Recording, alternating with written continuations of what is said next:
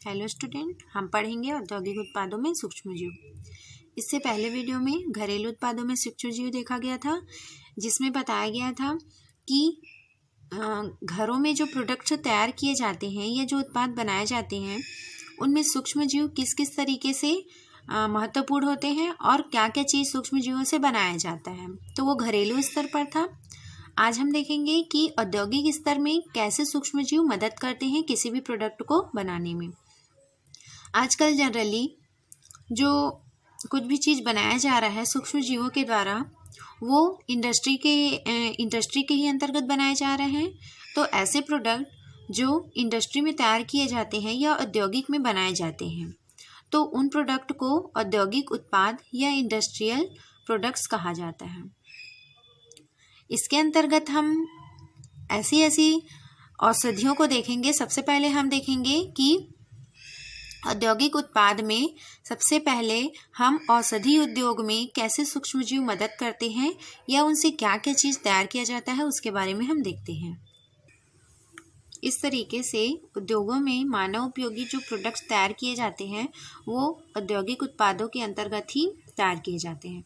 तो जिसके अंतर्गत हम यहाँ पर देखेंगे कि सूक्ष्मजीवों के द्वारा औषधि कैसे तैयार की जाती है, क्योंकि मानव के लिए सबसे अधिक जो बनाया जाता है, जो सूक्ष्मजीवों के द्वारा तैयार किया जाता है, वह औषधि ही है। इसके अलावा भी और बहुत सारी चीज़ें हैं जो तैयार किया जाता है।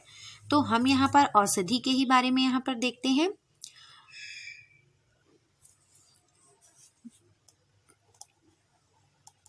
औषधि उद्योग में औषधि का निर्माण किया जाता है। औषधि उद्योग में किसके द्वारा? सूक्ष्मजीवों के द्वारा। सूक्ष्मजीवों के द्वारा औषधि का निर्माण किया जाता है।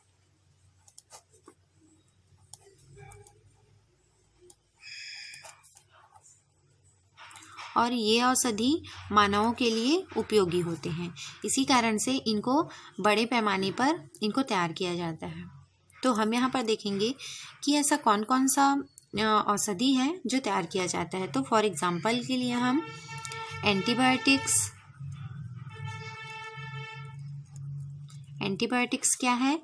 एक औषधि है जो क्या करता है, मनुष्यों में एक दवा का काम करता है, सूक्ष्मजीवों को नष्ट करने का काम करता है ये। इसके अलावा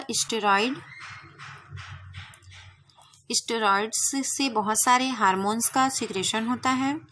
विटामिन्स भी तैयार किए जाते हैं। वैक्सीन तैयार किया जाता है। एंजाइम। इस तरीके से औषधि उद्योग में ऐसे बहुत सारे औषधियों का निर्माण किया जाता है। तो सबसे पहले हम यहाँ पर एंटीबायोटिक्स को देखते हैं।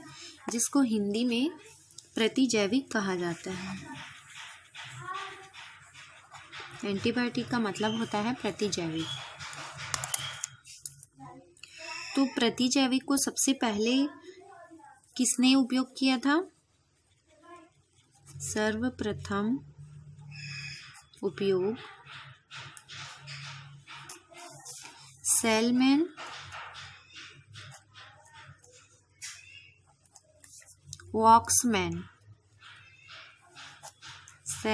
वॉक्समैन ने किया था। कब किया था? 1942 में। तो जब औषधि उद्योग में सूक्ष्मजीवों के द्वारा इस एंटीबॉडी का उपयोग किया गया, तो इसका सबसे पहला उपयोग सेलमैन वॉक्समैन ने किया था 1942 में। एंटीबायोटिक एक कार्बनिक यौगिक होता है जो क्या करता है, ये सूक्ष्मजीवों के द्वारा तो बनाया जाता है, लेकिन ये साथ ही साथ इसका उपयोग यह है कि ये अन्य सूक्ष्मजीवों को रोकने का काम करता है या उनको नष्ट कर देता है। इसीलिए जब हमारी तबीयत खराब होती है तो हम एंटीबायोटिक दवाओं का उपयोग करते हैं, जो क्या करता है, जो भी सूक्ष्मजीव जिसके कारण से हमको सर्दी जुकाम या और अदर कुछ भी बीमारी हुई है, तो वो उस एंटीबायोटिक्स के कारण से नष्ट हो जाते हैं। इसीलिए जनरली सलाह दी जाती है कि आप एंटीबायोटिक्स का दवा लीजिए करके। तो यह एक सूक्ष्म जीवों के द्वारा ही तैयार किया गया प्रतिजैविक होता है जो अन्य सूक्ष्म जीवों को रोकने का काम करता है।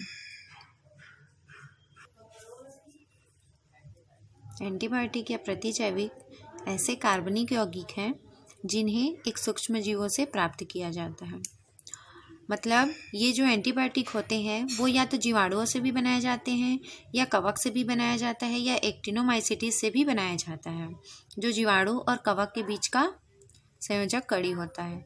तो जीवाणु कवकों से भी एंटीबॉडी तैयार की जाती है, जिसका उपयोग अन्य सूक्ष्म जीवों की वृद्धि को रोकने एवं उसको नष्ट करने के लिए किया जाता है। तो यहाँ पर एंटीबायोटिक्स जो है वो जीवाणु और कवक दोनों से तैयार किया जाता है। सबसे पहला एंटीबायोटिक्स यदि हम देखते हैं तो वह है पेनिसिलिन। सबसे पहला जो एंटीबायोटिक्स तैयार किया गया था वह है पेनिसिलिन। पेनिसिलिन का आप नाम याद रखिएगा, ये अधिकांश परीक्षाओं में पूछे ही जाते हैं कि सबसे पहला प्रतिजैविक या एंटीबॉडी कौन है करके, या किसे कहा जाता है। तो पेनिसिलिन ही है जो क्या है, सबसे पहला एंटीबॉडी है। इसके अलावा भी बहुत सारे एंटीबॉडी हैं, लेकिन सबसे पहला जो एंटीबॉडी तैयार किया गया था वह है पेनिसिलिन। इसका खोज जो है वो अलेक्जेंडर फ्लेमिंग ने किया था बाय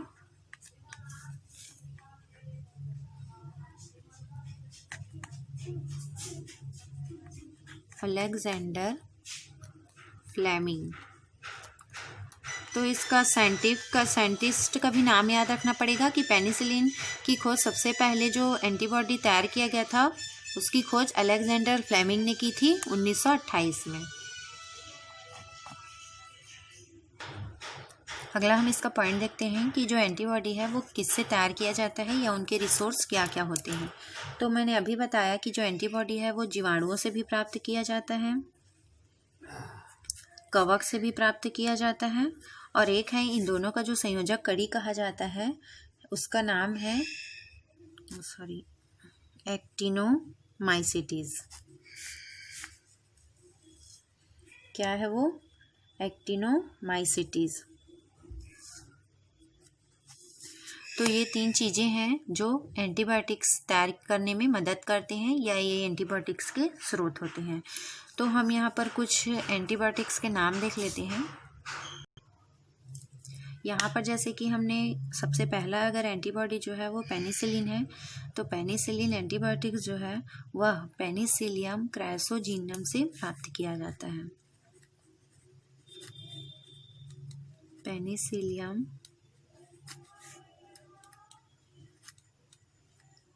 क्राइसोजीनम से तैयार किया जाता है। ये क्या है? यह एक कवक होता है। तो पेनिसिलियम किससे तैयार किया जाता है? कवक से तैयार किया जाता है, जिसका नाम होता है पेनिसिलियम क्राइसोजीनम। अगला यदि प्रतिजैविक देखें, जैसे कि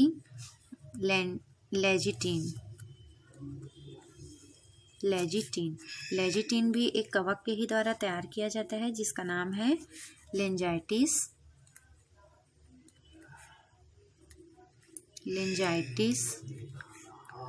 सेपियारिया।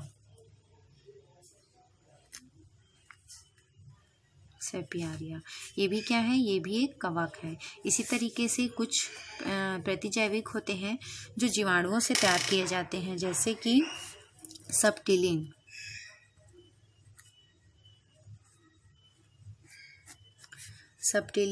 यह एक प्रतिजैविक है जो बैसिलस सबटिलस से तैयार किया जाता है। किससे तैयार किया जाता है? ये बैसिलस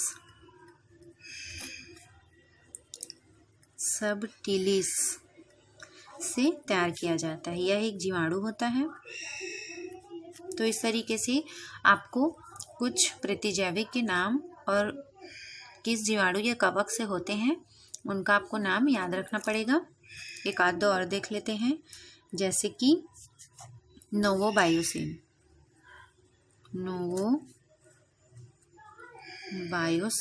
ये भी एक प्रतिजैविक है जो कि स्ट्रेप्टोमाइसेस नोवियस से प्राप्त किया जाता है। स्ट्रेप्टोमाइसेस नोवियस से तैयार किया जाता है। यह एक एक्टिनोमाइस जीवाणु होता है। एक्टिनोमाइस जीवाणु है ये। तो इस तरीके से कुछ एंटीबायोटिक्स हैं जो कि जीवाणु कवक और एक्टिनोमाइस जीवाणुओं से तैयार किया जाता है। यदि हम इसका प्रॉपर्टीज़ या इनकी गुण देखते हैं कि ये किस किस तरीके से होते हैं। प्रॉपर्टीज़, एंटीबायोटिक्स का गुण। तो यदि हम एंटीबायोटिक्स का गुण देखेंगे कि इनकी क्या क्या विशेषताएं या प्रॉपर्टीज़ या गुण होते हैं, तो सबसे पहले यदि इसका हम गुण देखेंगे तो ये क्या करता है, सूक्ष्म जीवों को नष्ट करता है। मतलब इनमें सूक्ष्म जीवों को नष्ट करने की क्षमता पाई जाती है। शरीर पर इन एंटीबायोटिक्स का कोई भी साइड इफ़ेक्ट नहीं पड़ता है, ये भी उनकी मुख्य गुण होती है। और ये जो एंटीबायोटिक्स होते हैं वो रोगाणु विशिष्ट होने चाहिए, है ना। मतलब ये किसी भी रोगाणुओं को स्पेशली, है ना, मतलब तुरंत पहचान सकें। तो ये भी एंटीबायोटिक्स में गुण पाया जाता है। तो इस तरीके से ये एंटीबायोटिक्स के गुण होते हैं। इसमें पहला है, इसमें रोगाणुओं को नष्ट करने की क्षमता पाई जाती है। अगला है, जीवों पर इसका कोई साइड इफ़ेक्ट नहीं पड़ता है। मतलब यदि ये अगर उसको लाभ नहीं पहुंचा रहा है तो वो उसको कोई भी प्रकार की हानि भी नहीं पहुंचाता है एंटीबायोटिक। यह रोगाणु विशिष्ट होना चाहिए। मतलब ये किसी भी रोगाणु को यदि जल्दी से पहचान कर उनको नष्ट करते हैं तो जो सामने वाला जो भी रोगाणु है वो क्या होना चाहिए, मतलब वो इनको कुछ ना कर पाए, है ना। इसलिए इनको रोगाणु विशिष्ट होना चाहिए ताकि इनका सामने वाले का इन पर कोई भी प्रभाव ना पड़े। तो इस तरीके से एंटीबायोटिक्स के गुण होते हैं। अब हम इसका उपयोग देखते हैं या यूज़ देखते हैं कि एंटीबायोटिक्स के क्या क्या यूज़ होते हैं। तो सबसे पहला इसका यूज़ क्या हो जाएगा कि यह रोगों के इलाज हेतु बहुत सारी दवाओं का यूज़ किया जाता है ना। एंटीबायोटिक्स जो होते हैं हम उसको एक दवा के रूप में ही यूज़ करते हैं। और इसका क्या उपयोग हो सकता है कि यह फर्मेंटेशन के लिए भी उपयोग किया जाता है, किण्वन के लिए। इसके अलावा यदि हमको कोई भी चीज़ को प्रिजर्व करके रखना है ना, जैसे कि अगर मीट, मटन है, मांस है, तो उन सबको यदि हमको कुछ दिनों तक रखना है तो उसके ऊपर यदि एंटीबायोटिक्स लगाकर उनको रख दिया जाता है तो वो अधिक समय तक सुरक्षित रहते हैं। एंटीबायोटिक्स के कारण से उसमें कोई भी सूक्ष्म जीवों का प्रभाव नहीं पड़ पाता है, जिससे वो सुरक्षित रहते हैं। इस तरीके से इसका पहला उपयोग है कि एंटीबायोटिक जो है उसको रोगों के इलाज हेतु गोली, कैप्सूल या इंजेक्शन के रूप में इसका यूज़ किया जाता है। अगला उसका उपयोग हो जाएगा कि ये किण्वन के लिए भी उपयोग में लाया जाता है। किसी भी चीज़ को सड़ाने के लिए या उनमें, जैसे कि इडली ढोकला है तो उसका किण्वन करके ही बनाया जाता है, ब्रेड भी किण्वन के ही पश्चात बनाया जाता है, तो उसमें एंटीबायोटिक का यूज़ कर सकते हैं।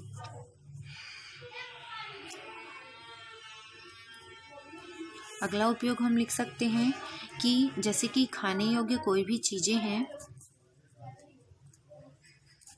खाने योग्य पदार्थों को लंबे समय तक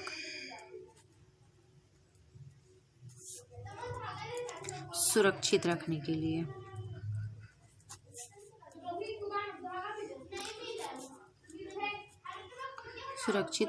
लिए हम क्या करते हैं, एंटीबायोटिक का यूज़ किया जाता है।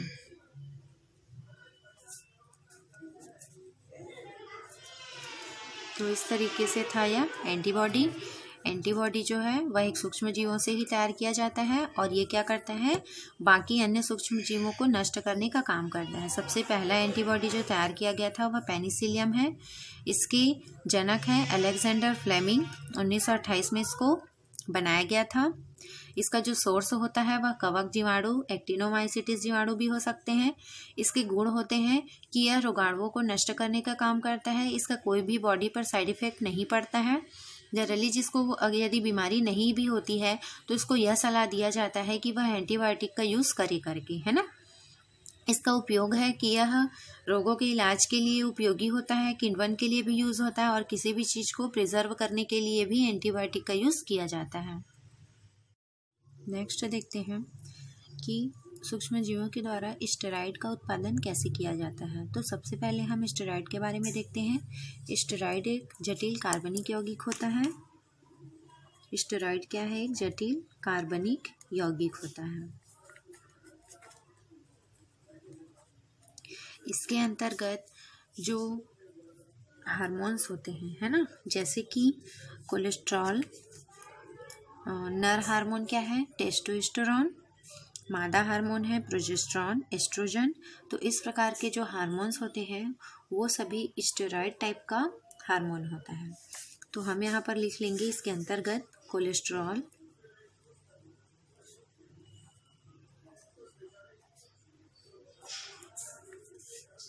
टेस्टोस्टेरोन, प्रोजेस्टेरॉन और क्या है? एस्ट्रोजन।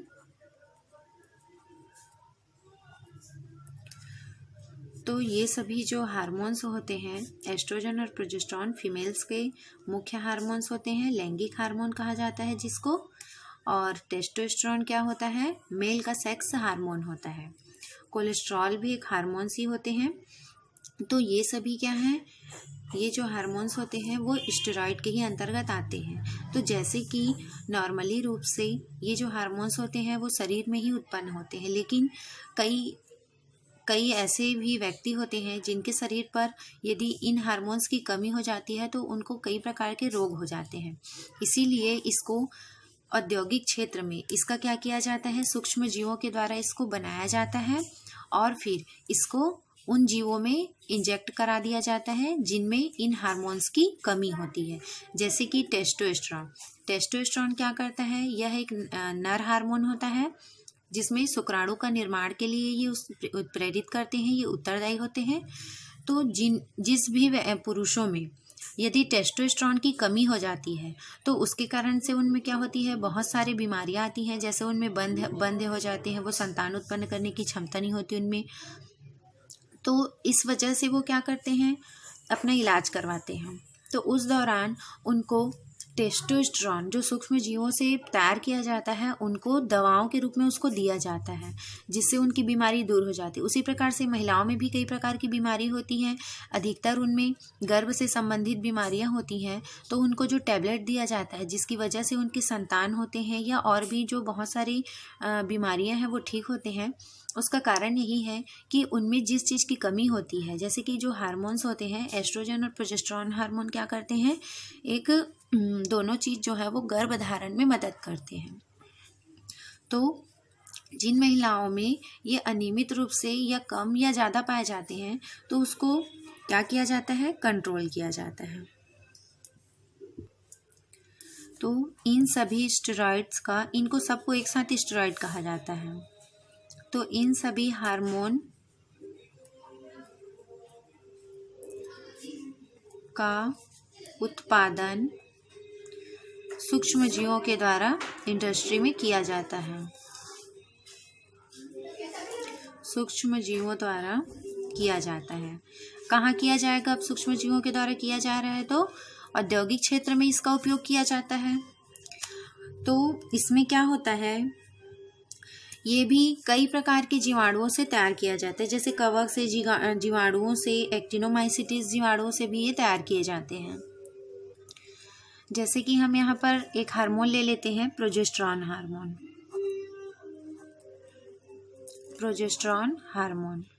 प्रोजेस्टेरॉन हार्मोन क्या करता है?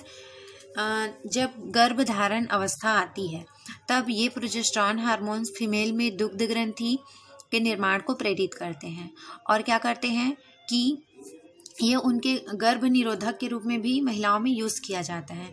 तो जिन महिलाओं को गर्भ निरोधक की, जैसे कि बाहर से वो अगर दवा लेते हैं तो उस दवा में यही प्रोजेस्टेरॉन उपस्थित होते हैं जो सूक्ष्म जीवों के द्वारा तैयार किया जाता है। तो इस प्रोजेस्टेरॉन हार्मोन का निर्माण राइजोपस नाइग्रिकेंस से तैयार किया जाता है। किससे तैयार किया जाता है इसको? Rhizopus nigricans. तो इस जीवाणु का नाम याद रखना है कि सूक्ष्म जीवों के द्वारा जो प्रोजेस्टेरॉन हार्मोन का निर्माण किया जाता है उसका नाम है राइजोपस नाइग्रिकेंस। इसी तरीके से इन सभी हार्मोन्स को अलग अलग सूक्ष्म जीवों के द्वारा तैयार किया जाता है। और ये सूक्ष्म जीव जीवाणु भी हो सकते हैं, कवक भी हो सकते हैं और एक्टिनोमाइसीट्स भी हो सकते हैं। इसका उपयोग यदि हम देखते हैं, स्टेरॉयड उत्पादन का उपयोग, क्यों इसको औद्योगिक क्षेत्र में तैयार किया जाता है स्टेरॉयड को, तो इसका उपयोग है कि जैसे कि किसी में हार्मोन असंतुलित हो जाते हैं, जैसे कि किसी पुरुष में टेस्टोस्टेरोन की कमी हो जाती है जिससे उनमें शुक्राणुओं का निर्माण नहीं हो पाता है, तो सूक्ष्म जीवों के द्वारा तैयार किया गया उस टेस्टोस्टेरोन को उसको दवा के रूप में दिया जाता है, जिससे उनमें जो हार्मोन असंतुलन होता है वो संतुलित हो जाता है। तो यहाँ पर हम लिख लेंगे कि इनका उपयोग हार्मोन असंतुलन को ठीक करने के लिए किया जाता है, जिससे वो बैलेंसिंग हो जाते हैं, असंतुलन को ठीक करने के लिए।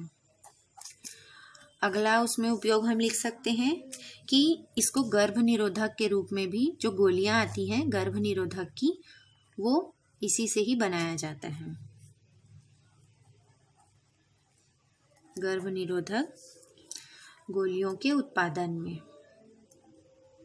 तो उन गोलियों में यही चीज होती है जो क्या करते हैं, उनमें गर्भ, जैसे कि अगर प्रोजेस्टेरॉन है तो प्रोजेस्टेरॉन क्या कर देता है, गर्भ निरोधक गोलियों का ही काम करता है, उसमें प्रोजेस्टेरॉन उपस्थित होते हैं, ये क्या करता है, अंडाणुओं के निर्माण को रोक देता है। तो इस तरीके से स्टेरॉयड का उत्पादन होता है। अगला हम देख लेते हैं कि किस तरीके से विटामिन का निर्माण सूक्ष्म जीवों के द्वारा होता है। अगला हम क्या देखेंगे, विटामिन उत्पादन। तो विटामिन उत्पादन में सूक्ष्म जीव किस तरीके से भूमिका निभाते हैं। तो क्यों हमको विटामिन उत्पादन की आवश्यकता पड़ती है इंडस्ट्रियों में, क्योंकि विटामिन तो हमारे शरीर में पर्याप्त मात्रा में बन जाते हैं। तो कुछ ऐसे भी बॉडी या जीव होते हैं जिनमें विटामिन की कमी हो जाती है। जनरली आजकल हर व्यक्तियों में विटामिन की कुछ ना कुछ कमी पाई ही जाती है, जिसको टैबलेट्स के रूप में वो क्या करते हैं, अपने शरीर में विटामिन की मात्रा को संतुलित बनाए रखते हैं। तो उन टैबलेट्स का, विटामिन के जो टैबलेट्स खाए जाते हैं, उसका निर्माण सूक्ष्म जीवों के द्वारा ही किया जाता है। तो जनरली रूप से जो ये विटामिन्स होते हैं वो भोजन के रूप में तो प्राप्त होते ही हैं, लेकिन आजकल जो भोजन है वह संतुलित भोजन नहीं होता है, जिसकी वजह से शरीर में विटामिन्स की कमी हो जाती है। तो इसको बाहर से लिया जाता है, और वो बाहर से जो विटामिन्स के टैबलेट्स लिए जाते हैं वो सूक्ष्म जीवों के द्वारा ही तैयार किया जाता है। तो विटामिन्स का उपयोग क्या होता है, विटामिन्स जो होते हैं, विटामिन्स शरीर की वृद्धि के लिए महत्वपूर्ण होते हैं, शरीर में वृद्धि करते हैं, इसीलिए पर्याप्त मात्रा में बॉडी में विटामिन्स होने चाहिए। तो यदि इन विटामिनों की क्या हो जाती है, शरीर में असंतुलन या उनका बैलेंसिंग कम या ज़्यादा हो जाता है, तो उसको बैलेंसिंग करने के लिए विटामिन्स का उत्पादन किया जाता है। तो कुछ विटामिन हैं, जैसे कि विटामिन B2, इसका जो निर्माण है वह एस्बिस गॉसिपी नामक इस्ट के द्वारा ये होता है ना। ये जो है विटामिन B2 वो एक इस्ट के द्वारा बनाया जाता है, ये विटामिन्स, जिसका नाम है एस्बिस गॉसिपी। ये गॉसिपी नामक इस्ट है जिसके थ्रू विटामिन B2 तैयार किया जाता है। उसके बाद जीवाणु भी होते हैं जिसके द्वारा B2 तैयार किया जाता है। उस जीवाणु का नाम है क्लॉस्ट्रीडियम एसिटोब्यूटिलिकम। उसके बाद अगला हम विटामिन देख लेते हैं, विटामिन B12। ये सबसे महत्वपूर्ण विटामिन होता है, जिसको कोबैल्मिन कहा जाता है, कोबैल्मिन। B12 विटामिन को कोबैल्मिन कहा जाता है। इसका जो निर्माण है वह एक फफूंद या मतलब कवक और जीवाणु दोनों के द्वारा होता है। इसका नाम है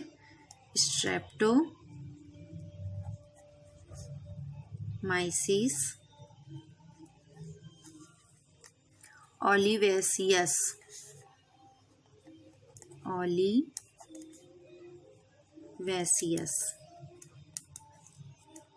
कवक। ये क्या है? एक कवक है। तो इस कवक के माध्यम से विटामिन B12 तैयार किया जाता है। एक जीवाणु भी है,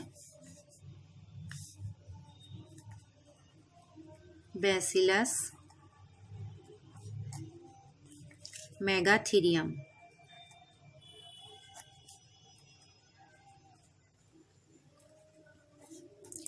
तो बैसिलस मेगाथीरियम क्या है? एक जीवाणु है। इस जीवाणु की मदद से या इस सूक्ष्म जीव की मदद से विटामिन B12 तैयार किया जाता है।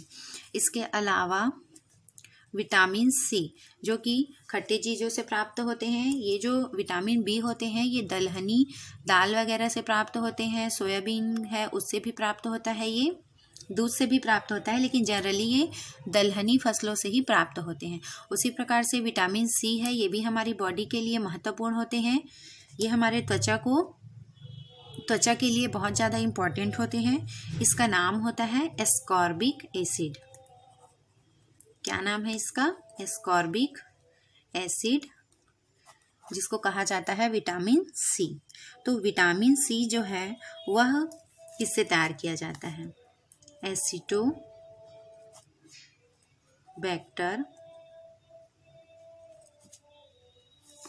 सब ऑक्सीडेंस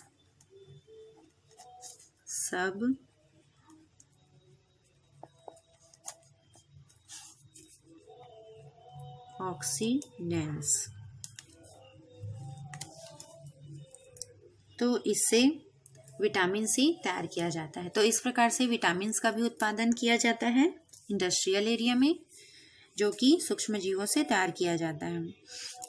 तो ये सभी विटामिन्स जो हैं वो इसका दवा बनाया जाता है और उन दवाओं को फिर जिन जीवों में इन चीज़ों की कमी होती है उनको दिया जाता है। आगे देखते हैं कि कार्बनिक अम्लों का निर्माण किस तरीके से होता है।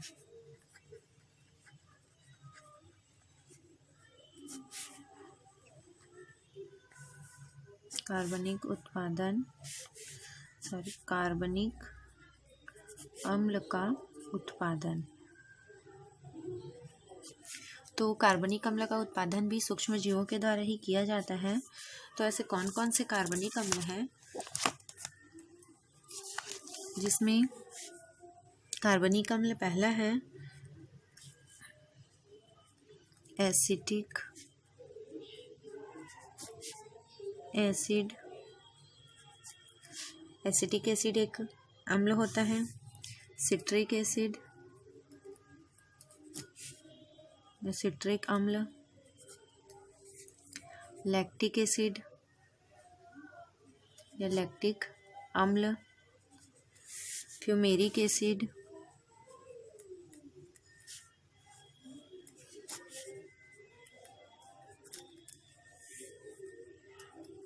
ब्यूटेरिक। तो ऐसे बहुत सारे अम्ल हैं जिसका निर्माण सूक्ष्म जीवों के द्वारा किया जाता है। तो हम देखेंगे कि कैसे कैसे इन एसिड का निर्माण सूक्ष्म जीवों के द्वारा होता है। सबसे पहले हम लेंगे एसिटिक एसिड या एसिटिक अम्ल। इसका निर्माण कैसे होता है?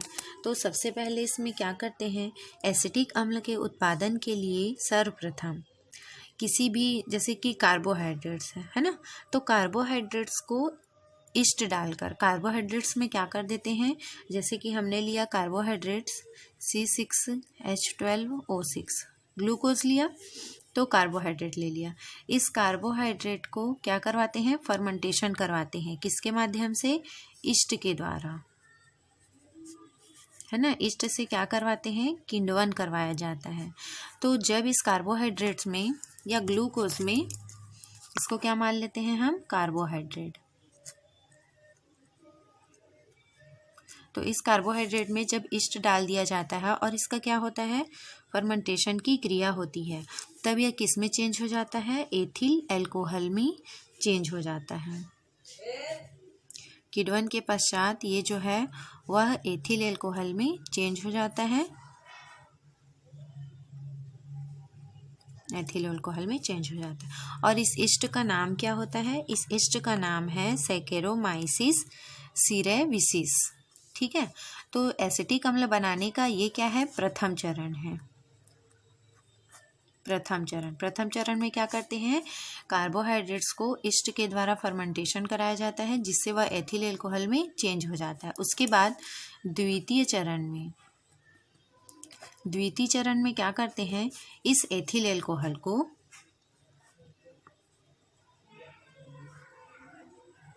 C2H5 ethyl alcohol plus oxygen की उपस्थिति में यह एक बैक्टीरिया के द्वारा किस में चेंज हो जाते हैं? एसिटिक एसिड में चेंज हो जाते हैं।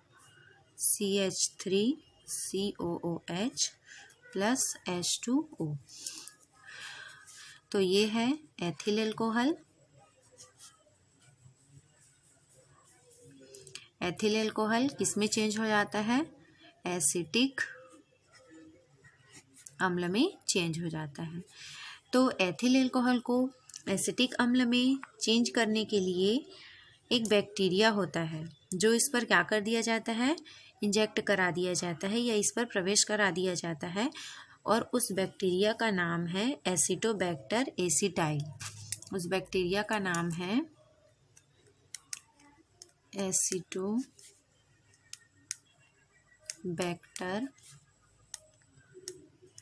एसिटाइल। तो इस जीवाणु के द्वारा एथिल एल्कोहल एसिटिक एसिड में चेंज हो जाता है। तो इस प्रकार से बनता है एसिटिक एसिड। तो आपको ये नाम याद रखना है, ये इम्पॉर्टेंट है कि एसिटिक अम्ल किस जीवाणु के द्वारा बनाया जाता है? एसिटोबैक्टर एसिटाइल के द्वारा। अगला हम एसिड देखते हैं, सिट्रिक एसिड। अगला एसिड है सिट्रिक अम्ल या सिट्रिक एसिड। तो ये किस तरीके से तैयार किया जाता है? सिट्रिक एसिड के लिए सबसे पहले कोई भी कार्बोहाइड्रेट्स लिया जाता है, जिसमें सबसे पहले तो हम इसका देख लेते हैं कि सिट्रिक एसिड बनता किस सूक्ष्मजीवों के द्वारा बनता है। तो यह एक कवक के द्वारा बनता है, और उस कवक का नाम है एस्परजिलस नाइगर। क्या नाम है उसका? Aspergillus Niger. ये क्या करता है?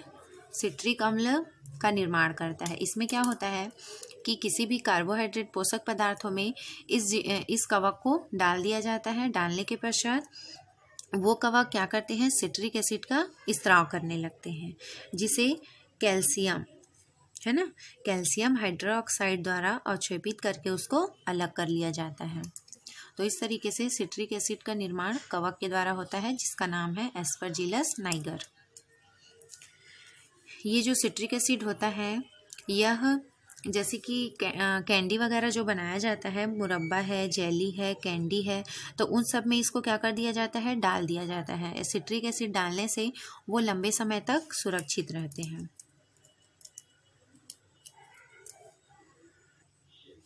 अगला हम एसिड देखेंगे, लैक्टिक एसिड।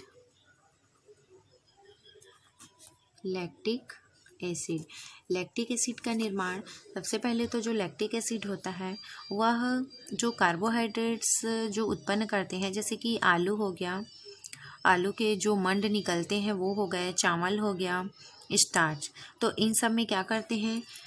लैक्टिक एसिड का निर्माण किया जा सकता है। तो उन चीज़ों में क्या करते हैं? लैक्टिक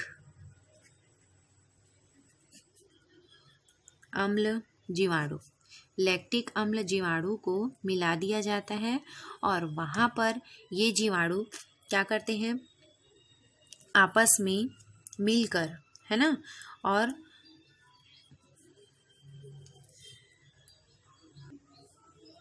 फर्मेंटेशन की क्रिया करते हैं, जिसके पश्चात लैक्टिक एसिड का निर्माण होता है। तो यहाँ पर हम लिख सकते हैं कि जो लैक्टिक अम्ल होता है वह आलू से, स्टार्च जो चावल के धोने के पश्चात जो पानी में आपको दिखाई देता होगा वो क्या है, स्टार्च है। कॉर्न जो मक्के के बीज होते हैं उन सब में क्या किया जाता है, लैक्टिक अम्ल जीवाणु का फर्मेंटेशन करवाया जाता है, जिससे लैक्टिक अम्ल प्राप्त किया जा सकता है। अगला हम देख लेते हैं फ्यूमेरिक एसिड।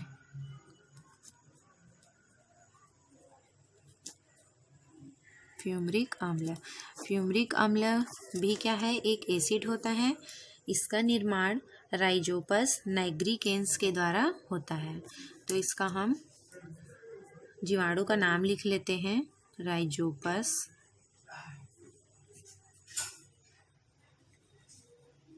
नाइग्रिकेंस। तो जनरली इसका नाम ही पूछा जाता है कि ये एसिड किसके थ्रू निर्माण बनाया जाता है करके, तो फ्यूमेरिक अम्ल राइजोपस नाइग्रिकेंस के द्वारा बनाया जाता है। इसके अलावा ब्यूटरिक अम्ल, तो ब्यूटरिक अम्ल किस सूक्ष्मजीव के द्वारा तैयार किया जाता होगा, उसका नाम है क्लास्ट्रीडियम ब्यूटेरिकम। ब्यूटरिक अम्ल किसके द्वारा तैयार किया जाता है, क्लास्ट्रीडियम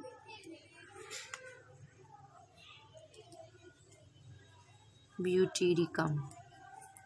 तो क्लास्ट्रीडियम ब्यूटेरिकम जो है वह क्या करता है, ब्यूटरिक अम्ल का सिक्रेशन करता है या इस अम्ल को बनाने में निर्माण करता है। तो ब्यूटरिक अम्ल जो है वह कहाँ पाया जाता है, ये मक्खन में पाया जाता है। किस में पाया जाता है, ये मक्खन में पाया जाता है, मक्खन में प्रेजेंट होता है। तो ये एक जीवाणु के द्वारा ही तैयार किया जाता है और उस जीवाणु का नाम है क्लास्ट्रीडियम ब्यूटेरिकम। इसके अलावा ब्यूटेनॉल, ब्यूटेनॉल, ब्यूटेनॉल भी क्या है, एक अम्ल ही होता है।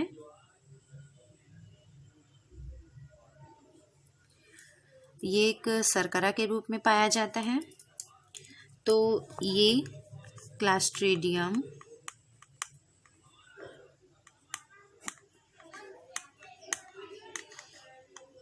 एसिटो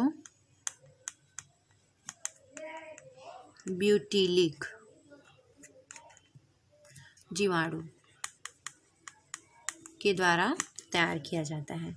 तो इसमें क्या करते हैं, जो शर्करा होता है उसमें क्लास्ट्रीडियम एसिटोब्यूटिलिक जीवाणु को डाल दिया जाता है। फिर उसमें किण्वन के पश्चात ब्यूटेनॉल का निर्माण हो जाता है। तो इस तरीके से ये कार्बनिक अम्ल है। कार्बनिक अम्ल का भी निर्माण सूक्ष्मजीवों के द्वारा किया जाता है, जो कि मानव के लिए बहुत ही कल्याणकारी साबित होता है और मानव के लिए बहुत ही यूज़फुल होते हैं। इसी कारण से इन सूक्ष्म जीवों का उपयोग घरेलू उत्पाद में भी किया जाता है और औद्योगिक क्षेत्र में सबसे ज़्यादा किया जाता है। इसके बाद हम अगला टॉपिक देखेंगे, वाहित उपचार में सूक्ष्म जीवों की भूमिका। कि जो सीवेज वगैरह होते हैं, जो नालियाँ बनाई जाती हैं, जो टंकियाँ होती हैं, उनमें कैसे सूक्ष्म जीव हमारे लिए लाभकारी होते हैं, उसको हम अगले टॉपिक में देखते हैं।